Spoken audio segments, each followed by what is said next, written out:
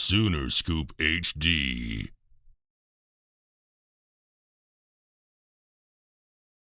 Good afternoon. Super proud of our team. Great team win today. Offense rushed for over 300 yards on the road. Challenged our offense and defensive lines just as a program, what we want to stand for, the DNA that we want to be known for, the identity that we want to be known for. You know, the fingerprint on the season. Team 128 has an opportunity to develop and create, and to go into an environment like this and have the ability to establish the run game early, moving people and attacking the second and third levels like we did with a variety of backs and quarterbacks. I'm really proud of our guys. Obviously, 49 points is the most ever by an Oklahoma team here in this stadium, and we weren't very good. Nobody told me this stat going into the week. I found out this after the game, but we were 1-7 in our last 8 games here in Lincoln. Y'all forgot to ask me that. So glad we got the W today. Again, offense scored on 7 of the first 10 drives.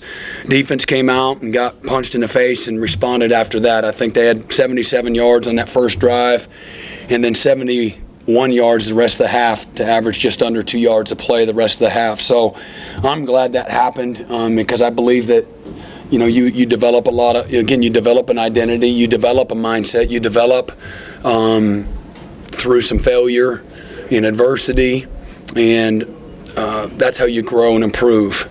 And I know nobody likes that happened in a Sooner uniform or coach, but you need that to happen. And so hats off to Nebraska, being ready out the gate, but hats off to our guys for responding the right way. And if we had an opportunity at a sack on 3rd and 4 there on their last scoring drive that we're completely scot-free if we make that play. We didn't, but if we make the play, really that first drive is really all that they were able to get. So again, proud of our guys as a team. Again, just we defended a bunch of drives, 14 drives. I think 11 were punt, turnover, or downs, and so that's again same thing, being ready to play. I think it went on defense after the first touchdown and went punt, punt, punt, punt, downs, punt, half, fumble, punt, downs, interception, and then touchdown. And so that's, as a defensive coach, that's how you want it to read. Offense was much better on 3rd downs, really focused on 3rd downs this week where we needed to. Nebraska came in averaging over 50% conversion rate on the year, one of the best in the country, and we weren't very good on offense. Not really reflective of what we were capable of. And today we were, I think, 10 or 11 of 17 or 11 of 18 on 3rd and 4th down on offense. So excellent job, and held them under 33% on 3rd and 4th down on defense. And again, we want to be closer to 30% to be, give or take, top 5 in the country. But great job there too for those guys, and we gave up some easy ones, so we'll learn from that. Our red zone offense has been excellent all year. We were batting 1,000 coming into the game, and today we were 3 out of 4, 3 touchdowns, and no field goals, no field goal attempts in the red zone. We missed the 1 field goal just outside of the red area. Zach Smith's been terrific all year, and I think he hit the ground maybe on that one and just pushed it. But he was give or take, I think he was at 5 of 6 or 6 out of 7 touchbacks, 7 out of 8, touchbacks. So he's been really kicking the ball well. Turk averaged almost 50 yards a punt, just 3 punts, and had the monster punt, and then we pinned him inside the 20. So again, field position-wise on special teams, our coverage units has been great, and we've been very efficient, in all 3 phases. 10 more guys caught passes today, and the depth that running back showed. And we got a bunch of guys, able to play. I think we played 70-plus players.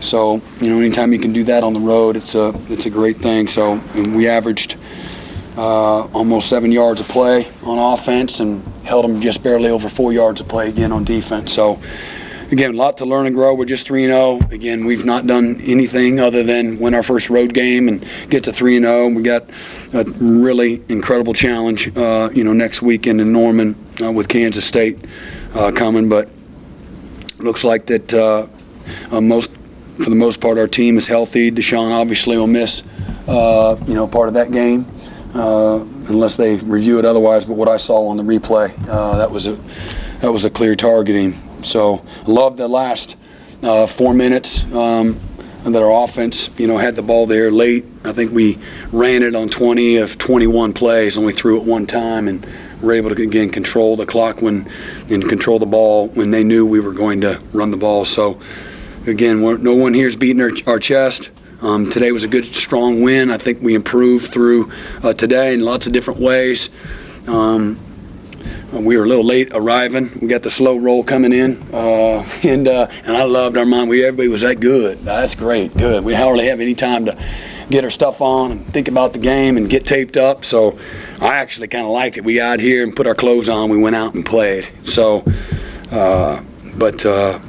neat place, great environment, just like you remembered it in the past. It got really loud early, but the best teams learn how to control the volume, all right? Whether it's home or away, we learn how to control the volume, so we were able to do that today, all right?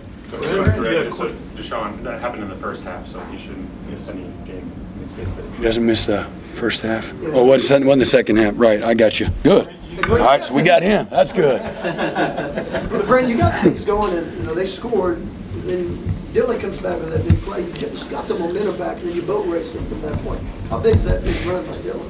It was huge. What sweet feet he had too. Who would have thought? No, that's and anytime the quarterback has a threat, to run the football, it's hard. Put stress on the defense, and obviously we're trying to keep clean, 8 clean, and as much as we can. But he shows you what he can do. He's an explosive player, and that's his career long 61-yarder. So good for Dylan. Great job. He was clean again, 16 of 27, 230, 2 touchdowns, no picks.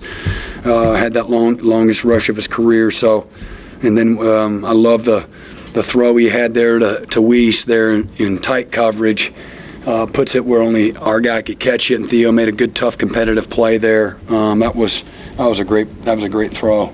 Jaron comes in for Deshaun, leads the team in tackles at that position. How did you feel like you played and responded to that? He played good, Again, I'm talking to myself. I'm super proud of Jaron. Is one of the most unassuming guys in our locker room. And then he also had the first, again, what we call the Swift Sooner Award. Goes whoever gets the first turnover. And he did that as well, punched the ball out. Great job. And he's just learning how to play linebacker. He has no idea what he's doing yet. But he's made a lot of improvement from fundamentals and the language. And I know things are going a million miles an hour for him, but he did a nice job. The tape's going to be great for him to learn from. He's really hard on himself. So he is an easy guy to coach, because he's really demanding on himself, as opposed to being a young, immature freshman that doesn't want to be told when he's terrible. And he wasn't terrible today, but he made some mistakes. He'll be the first one to admit that, but so did a bunch of other guys. So really proud of him and the progress that he's made. Ted's done a great job with him. Brent, did you know you would have such a speed advantage and overall talent advantage coming into the game? I mean, I didn't evaluate that. Going into the game. We knew that we wanted to get our running backs in space, and we knew we needed to be able to run the football to create some opportunities for us and throwing the ball down the field, and so we were able to do that. Brent, what did you say fingerprints you used the term a little bit ago? Put your fingerprints on things here. What do those prints look like for your defense today? Again, tough, resilient, edgy, hungry, never satisfied. I think those be the best. Those adjectives or not? Those adjectives. Most of them. Yes. So, I love the way we're developing. Again, our leadership and our mindset, and these guys are super hungry, and they want you to coach them hard. And when I say like they are literally sitting on the edge of their seat in every meeting, I can't say it any more clearly and truthful. And when we go to practice, it's the same thing. And we coach them really hard, and we hold them accountable, but they receive it. And that's, we're still a long ways to go, but we're making improvement, steady improvement. And that's what it looks like. That's what it's about. And today, again, against an offense that just start schematically what they do to you. Schematically, they're very unpredictable. They've got good players, and structurally they're very sound. Had the third best running back in the country, rushing yards wise, coming into today, and they might have had some yards rushing, but at the end of the day, they weren't able to have the balance that they needed, to be successful on offense. And our defense and the way they prepared, and our coaches, the way they coached them, were a big part of that as well. You mentioned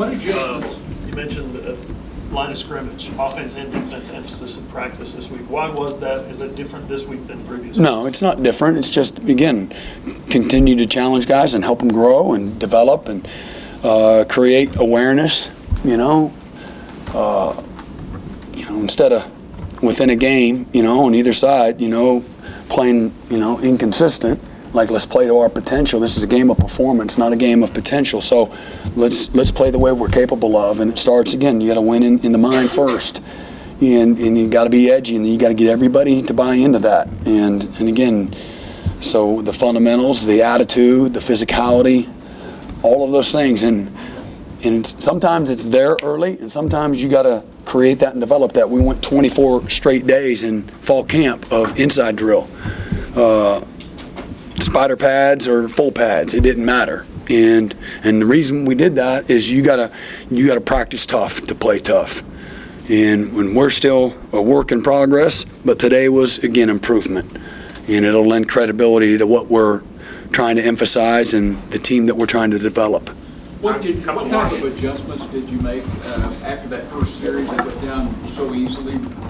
Then you immediately settled in defensively. Yeah, we're like a guy short on a couple of their formations, and we weren't perfect after that, but we were better. And so there's a slight secondary adjustment and then an alignment issue up front. We actually worked it all week. We just didn't recognize it. You still got to have players recognize it on the field and make the adjustment. I was close to calling a timeout in that first drive, and probably should have, but I kept trying to tell them anyway. But that was it. You talked about how big that run is for Dylan Gabriel. You guys were kind of struggling a little bit on third downs for the last few games. How big was that confidence-wise for the offense to get past that 3rd and 7 and get that first down? Yeah. Especially on the Yeah, well, again, the biggest thing is you're going to win early to win late, So, you got to, 1st and 2nd down matter. Like, they affect dramatically how you do on 3rd down. And the best teams are efficient on early downs. And so as a team, you got to have, so some of it's structurally, some of it's decision-making, some of it's not getting out of your own way, right? Or getting out of your own way. And then some of it's, play calling too. So it's a little bit of everything to be more efficient. The best teams, the hardest teams to defend are the teams that understand how to be efficient and create leverage and create conflict and move the chain, even if it's not in 10-yard increments, So that part of it was the challenge too for everyone. Let's win on early downs. Let's be a more efficient, unit on early downs. You win early to win late. And just like a press corner, man, if you don't win at the line of scrimmage, good luck. So how you start as a press corner matters, your leverage, the alignment of the receiver, or what your game plan is, how you taxi, you went outside to inside or inside to outside, and then I soft bump, I fake hand jam him, all these different things. What's in your tool belt? You got to win early to win late. And so we talk about that a lot. But we try to really go out of our way to emphasize that. It would be really important this week. So we continue to move the change and stay on the field, and they executed at a high level. Sooner Scoop HD.